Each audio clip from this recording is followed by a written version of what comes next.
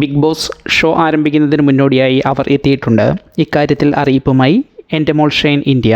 Big boss ഷോകൾ ആരംഭിക്കാൻ സമയമാകുന്നു. കഴിഞ്ഞ സീസണിൽ ഏതാണ്ട് എല്ലാ പ്രധാനപ്പെട്ട ഭാഷകളിലെ സീസണുകളും ഏകദേശം ഒരേ സമയത്ത് നടക്കുന്ന രീതിയിലാണ് ഷോ ഒരുക്കിയത്. ഇത്തവണയും ഒരുപക്ഷെ ഈ സ്ഥിതി തുടർന്നേക്കാം. രാജ്യത്തെ ക്രിക്കറ്റ് സീസണുകളെല്ലാം കഴിഞ്ഞ ശേഷമാണ് ബിഗ് ബോസ് സീസണുകൾ കഴിഞ്ഞ വർഷം ആരംഭിച്ചത്.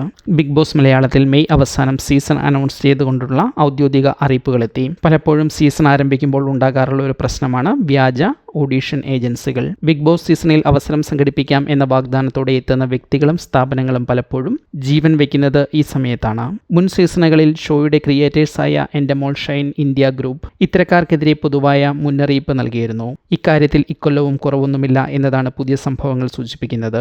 ബിഗ് ബോസ് സീസണുകൾ അടുക്കാറാകുമ്പോൾ വീണ്ടും എൻ്റെമോൾ ഷൈൻ ഇന്ത്യ ഗ്രൂപ്പ് അറിയിപ്പുമായി എത്തിയിട്ടുണ്ട്. ഇക്കൊല്ലം അറിയിപ്പിനൊപ്പം ചില പേരുകളും ഇൻസ്റ്റാഗ്രാം ഐഡികളും കൂടി പുറത്തുവിട്ടിട്ടുണ്ട്. ബിഗ് ബോസ് സെലക്ഷന് വേണ്ടി മേക്കേഴ്സോ ചാനലോ മറ്റാരെയും സാധാരണ ചുമതലപ്പെടുത്താറില്ല. ചാനലിലൂടെയോ മേക്കേഴ്സിൻ്റെ സോഷ്യൽ മീഡിയ അക്കൗണ്ടുകളിലൂടെയോ സീസൺ ഓഡീഷൻ ആരംഭിക്കുന്ന വാർത്തകൾ പ്രേക്ഷകരെയും പൊതുസമൂഹത്തെയും അറിയിക്കാറുണ്ട്. യാതൊരു കാരണവശാലും തട്ടിപ്പുകാരുടെ കൈകളിൽ പെടാതിരിക്കാൻ സൂക്ഷിക്കുക. ഏതായാലും ഈ വർഷവും സീസൺ ഏതാണ്ട് കഴിഞ്ഞ വർഷത്തെ സമയപരിധിയിലേക്ക് തന്നെ നീങ്ങാനാണ് സാധ്യത.